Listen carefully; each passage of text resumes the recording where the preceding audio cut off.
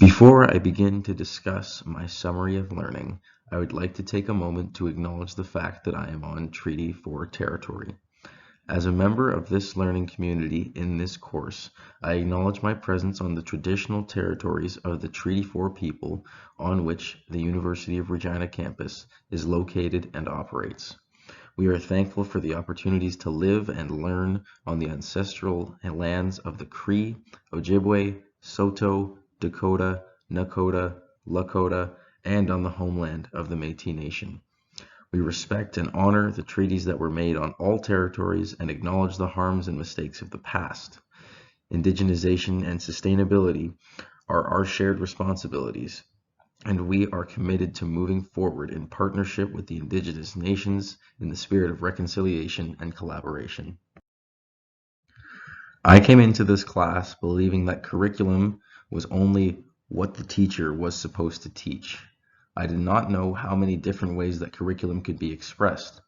Prior to my enrollment in this course, I was unfamiliar with the word pedagogy and had no idea what it meant. Now I know that curriculum can be expressed as a product, as a process, and as a praxis. I also know that the term pedagogy refers to how each individual teacher approaches and teaches the curriculum to their students. I reviewed my blog post to get an understanding of my overall learning in this course and how it has evolved. Upon reflecting on my blog posts, I realized that a lot of what I learned in this course affirmed for me that as a teacher, I need to make sure that the classroom is a safe space for all students, no matter their background. For example, in the Week 8 post relating to the LGBTQ2+ community, I referred to this quote from the reading. Quote, "Microaggressions have been found to occur so frequently and to be so insidious that they can be unnoticed and undetected by bystanders. As someone with a member of the LGBTQ2+ community in my family, I would hope that these microaggressions against this community would not be invisible to me." There were many other blog posts that related to other marginalized groups such as First Nations and other racialized groups. It was definitely a common thread of subject matter throughout the course. Through the evolution of this course, my understanding of the curriculum and pedagogy has changed, in that now I fully understand that as an educator, I must remember to keep my mind open so that I myself never stop learning. There's always more to learn about a subject, so even if I believe I know all I need to know, I have to ensure that I do not shut out new information that could help me or help me to help someone else in their own educational path. I will now talk about my own individual approach as a teacher and my agency to be a consumer and producer of curriculum. I won't lie, the thought of being forced to teach a mandated curriculum does cause me some anxiety. I prefer to think of education as more flexible and fluid, depending on the needs of a particular student.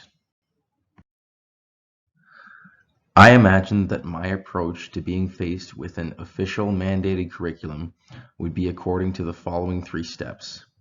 The first thing that I would do in this situation would be to read the curriculum with a critical eye to make sure that there are no gaps that I can identify. I would then examine the curriculum to understand the outcomes and indicators it seeks to achieve and any risks or microaggressions in the material.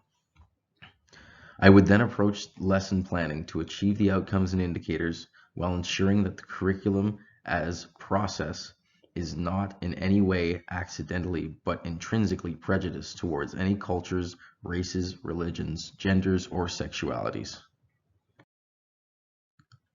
The more familiar I am with the curriculum and my students, the more likely I will be able to make an impact on the education of all students. I think the main role as a teacher is to provide the students with the information in an unbiased, welcoming way so that the message of the curriculum reaches as many of the students as possible. I have been fortunate to grow up with an understanding of various forms of trauma and oppression of some groups. Because of this, I have never really found myself being made to feel uncomfortable while in a lecture or seminar in this course. I do think that I may have some trouble teaching Indigenous ways of knowing. I like to think that my mixed race and LGBTQ2+ exposure might help me teach about some of the struggles of Indigenous people.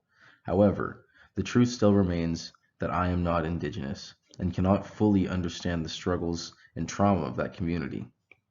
I also may not be familiar with some Indigenous ways of knowing and may struggle to incorporate those properly into my teachings. This might cause me to feel uncomfortable.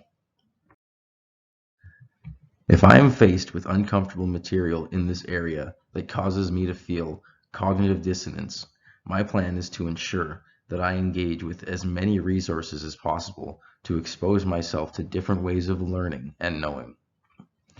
One of these resources, for example, is the Under One Sun teaching resource.